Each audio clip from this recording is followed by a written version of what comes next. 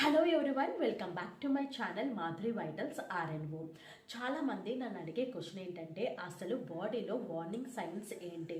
బాడీలో warning signs అనేవి చూపిస్తూ ఉంటుంది. చాలామందికి సిమ్టమ్స్ కనిపిస్తూ ఉంటాయి, కాకపోతే మనం గ్రహించలేక అవి సివియర్గా మారి మనకి ప్రమాదంగా మారుతుంది. అందులో ఒక ఫస్ట్ సైన్ వచ్చేసేసి మన బాడీలో నుంచి దుర్వాసన రావడం, అలాగే మన బ్రీతింగ్, ఎప్పుడైతే మనం ఊపిరి తీసుకుంటామో ఊపిరి వదులుతామో ఆ స్మెల్ కూడా చాలా దుర్వాసనగా వస్తుంది.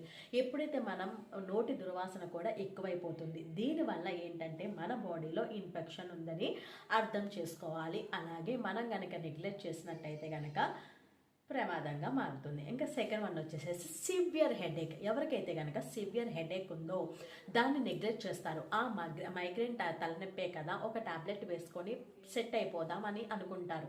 కాకపోతే హెడేక్ అనేది చాలా ప్రమాదం అండి. ఒకవేళ బ్లీడింగ్ అవుతున్నా సరే మీకు హెడేక్ రావచ్చు, లేకపోతే ఏదైనా కారణాలు ఉన్న వల్ల కూడా హెడేక్ రావచ్చు. మీరు సరిగ్గా పట్టించుకోకపోవడం వలన ఆ హెడేక్ అనేది మీ ప్రాణానికి ప్రమాదం అవుతుంది.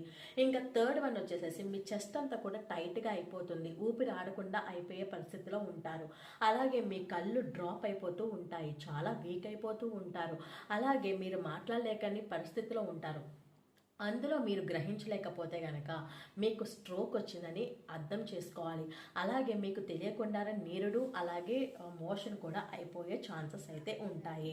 అండ్ ఫోర్త్ వన్ వచ్చేసేసి చాలామందికి ఫీవర్ వస్తుంది. ఆ ఫీవరే కదా 3 డేస్లో తగ్గిపోతుందిలే, ఆ 3 డేస్ తర్వాత కూడా ఇంకో 3 డేస్ తగ్గిపోతుందిలే అని చెప్పేసి నెగ్లెక్ట్ చేస్తూ ఉంటారు. ఇలా చేస్తే కనుక మీకు డెంగ్యూ కావచ్చు, లేకపోతే మలేరియా కావచ్చు, మీరు నెగ్లెక్ట్ చేయడం వల్ల మీ ప్రాణానికి చాలా ప్రమాదమే ఉంటుంది.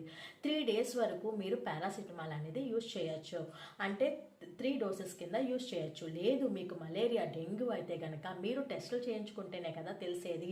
మీ డెంగ్యూలో మలేరియాలో టైఫాయిడ్లో ఏం జరుగుతుందో నేను ఆల్రెడీ క్లాసెస్ కూడా తీసుకున్నాను. కాబట్టి మీకు ఇవన్నీ తెలుసుకోవాలని తెలుసుకోవాలి. అన్నీ తెలుసుకోవడం వలన మీకు ఫర్దర్గా ఎలాంటి ప్రాబ్లమ్స్ రాకుండా ఉంటాయి.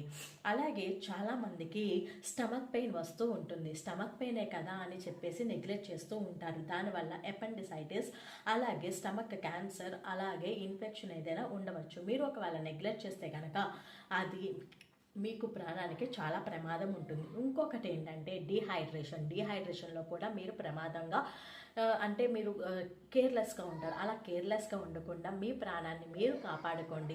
నచ్చితే కనుక ఈ వీడియోని నలుగురికి షేర్ చేయండి. Thank you for watching this video.